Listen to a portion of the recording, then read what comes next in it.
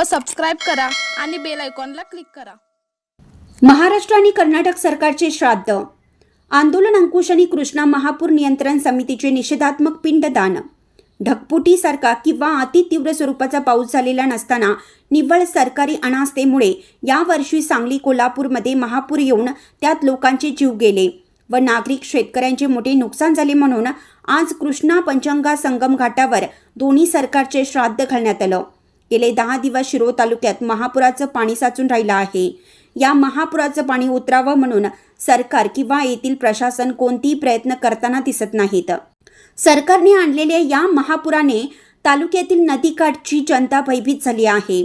अनेक नागरिकांचे आणि जनावरांचे स्थलांतर झालं, पण त्यांच्या चाऱ्याची निवाऱ्याची कोणतीही सोय सरकारने किंवा प्रशासनानं केलेली नाही।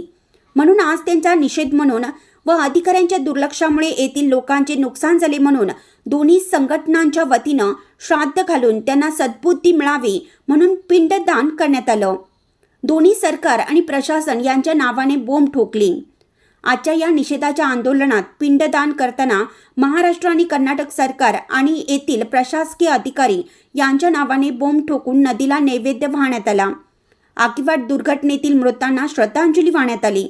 सरकार, कोल्हापूर, सांगलीचे जिल्हाधिकारी आणि पाटबंधारे विभागाच्या अक्षम्य चुकांमुळे महापुराचा यावर्षी शिरोळ तालुक्याला फटका बसला आहे आणि या पुराचं पाणी अनेक दिवस उतरलं नसल्याने आपला जीव धोक्यात घालून कामे करू लागल्याने आकिवाटमधील दुर्दैवी घटना घडलेली आहे।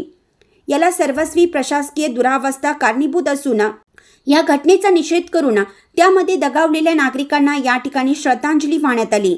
यावेळी कृष्णा महापूर समितीचे विजयकुमार दिवाण, सर्जेराव पाटील, सुयोग हावळ, प्रदीप वायचळ, आंदोलन अंकुश, धनाजी चुडमुंगे, बाळासाहेब सोमन, आप्पासो कदम, सोमनाथ तेली, सुरेश गोंधळी यांच्यासह कुरुंदवाडमधील पूरग्रस्त नागरिक मोठ्या संख्येने उपस्थित होते। इंडियाचा आवाज न्यूजसाठी जहांगीर रणमल्ली।